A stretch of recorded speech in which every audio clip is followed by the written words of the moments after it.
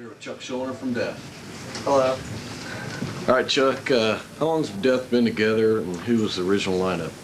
Death has been together since late 1983. We started actually under the name Mantis and broke up about 4 months after that. I wanted to reform a new band with a new lineup called Death. I unfortunately had to resort to my old members once more. It was Camley and Rick Ross. And, you know, we put out a few demos, about 4 actually. Then I got rid of that lineup. It was a mutual split, let's put it that way. I then went out to California about mid-'85, late '85, and got signed eventually to Combat Records with a friend of mine, Chris Ryford, on drums. And that pretty much kicked things off as far as the records. Yeah. Is there like a reason as far as like, you know, I guess ever since Leprosy the lineup changes is like really, you know, a lot of people, I don't know, kicked out or right. quit? Yeah. Is there a reason for that? Not including Chris in this because Chris is a great guy, but as far as the other members, I have unfortunately I have bad luck with getting people who just are lame or just have some sort of problem in one way or another. You know, it's hard to find the correct people that are going to be professional and that are going to, you know, be true to the sound. This band has a certain sound, and I can't deal with anyone that's going to bring or keep us back from improving. And it's definitely a tough business to be in because you get judged because of things like that, because of lineup problems. People automatically assume you're some ego maniac. That's just not how it is. You know, there's a lot of people that go through lineup problems. I always like to refer to King Diamond, who I have a lot of respect for. You know, I don't really care. Naturally, I like when a band keeps a lineup, but as long as they keep the same sound, you know, then I'm just concerned with that. Them putting out good music, and I think Death, no matter what, has always stayed true to the music, and I think that's what it really comes down to. Okay. What's the reason for like choosing the musicians you chose for this album over anybody else? Well, it just worked out great because after the falling out of the previous lineup, I've known Sean on drums and Paul, who plays guitar, for quite a few years. They played in a band, Cynic. They still have Cynic going, actually. They took time to help me out on InHUMAN, along with Steve DiGiorgio from Sadus. We had a really good time. It was great. We're all friends, and we had a great time partying and rehearsing and recording with Scott Burns, and it's a really great situation to be in.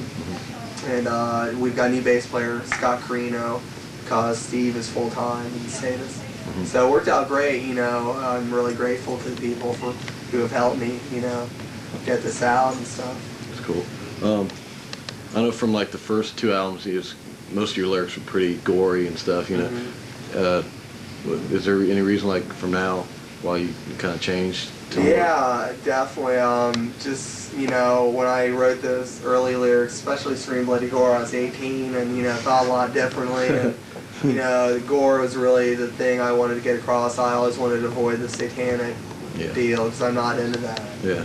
And so gore was cool for a couple albums, but, you know, to be taken on a serious level, you know, I think you need to write stuff that people can relate to. You know, people can't relate to a zombie eating someone's arm off or something, you know, it just doesn't happen in real life. Definitely. So I like dealing with real life situations. How long have you been playing guitar, and you had any private lessons? I've been playing for 8 years, and I'm self-taught. I took lessons for about a week, and it got kind of boring. You know, I just wanted to go in my own direction. I didn't want to learn someone else's style. I wanted to hopefully try to achieve my own, which I think is definitely important. That's cool. Definitely. Is the tour going pretty good? Yeah, it's going cool. You know, definitely we're having a good time. The bands get along great. You know, no problems whatsoever. That's cool. When did it start? It started about 2.5 weeks ago. This is, I think, our 9th or 10th show.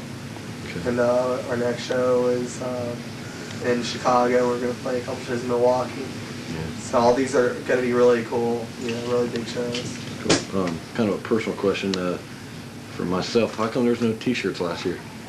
Like when you guys came here, there's Oh, no 'cause T-shirts. our merchandise. And then you came back totally- again. There's still no more T-shirts. So. Yeah, our merchandise had totally screwed us over. We didn't get our merchandise that we're supposed to, and it's definitely unfortunate for the people who came out. Definitely for us, because that's what we survive on. Yeah.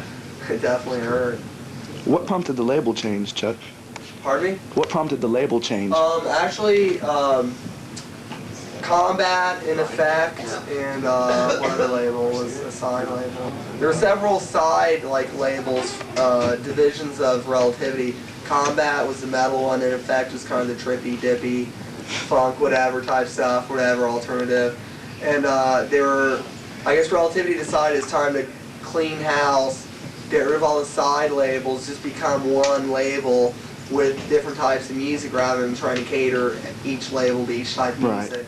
It's just more organized, I guess, this way. And, hopefully it's for the best. I don't know. We'll find out. They treating you pretty good?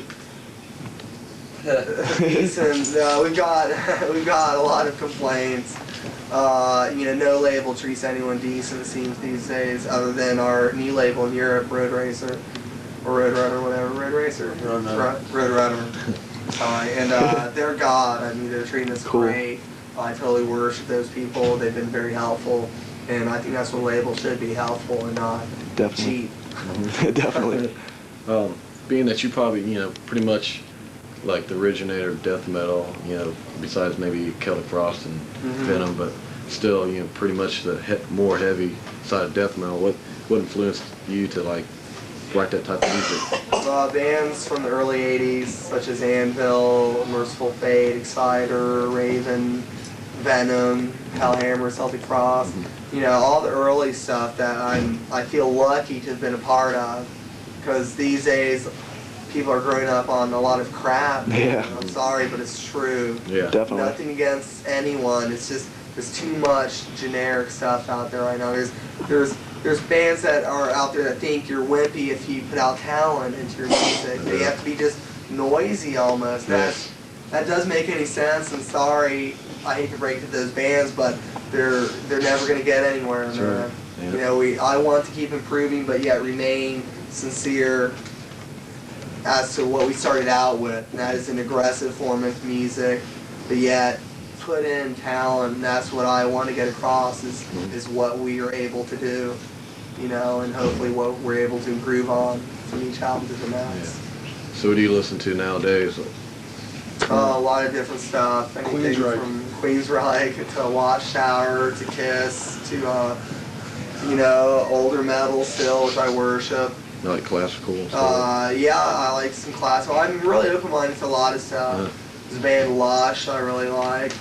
Anything Spandau Ballet, whatever, a lot of different stuff. Possessed, Slayer. I like heaviness. I like stuff that I can relax to. Because, I'm always in a different mood, which everyone is. And I think it's good to have that different types of music to break away from. Since you had Pestilence on tour with you guys last year, what made you decide to get them this time, or was it just like coincidence? Or? Well, actually, we were pretty much label mates in Europe, Really? and that worked out really cool. Our album was kind of coming out at the same time, and they're really cool guys. We get along great and had a good time last time, and it works out good. I like them. I like their music. Yeah, it's cool. Why did you name the album Human? Is it the concept behind it, or? Well, it definitely deals with things everyone has to relate to or deal with, I should say, as being human. I think a lot of times people forget that people in bands are human. We all are able to make mistakes, and unfortunately when we do, we're looked down upon in a weird way by the public. I've made mistakes and I've done things that I've had to do that doesn't make sense to people. But instead of people assuming I'm a jerk for doing it, they should think, well, maybe he has his reasons. And so it really ties in with that, how I've been totally perceived by the business, the public eye, I should say. Yeah. It really has a lot of different meanings. Yeah.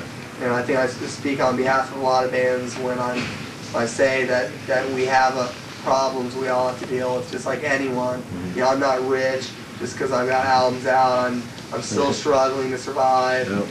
You know, right now I'm living at home, you know, and temporarily, and you know, it's a normal life. Well, actually not the business part, but we all live normal lives just like everyone else. You got any problems from PMRC or anything? No, not yet, really. Nothing. It's amazing. Nothing from the beginning. No, I thought in the beginning. Now I really couldn't see how they could get the problem, but in the beginning, I guess it really wasn't that popular, so it really didn't get brought up into the public eye. Last question. What did you mean by on the tape when you said this is more than a record to me, it's a statement of revenge? Just referring kind of back to how I have such a bad reputation within the public, it seems, as far as people automatically assuming because there's lineup problems I'm a jerk, and ex-members being asked to leave the band, I'll say that in a nice way, and then seeking revenge by lying about me.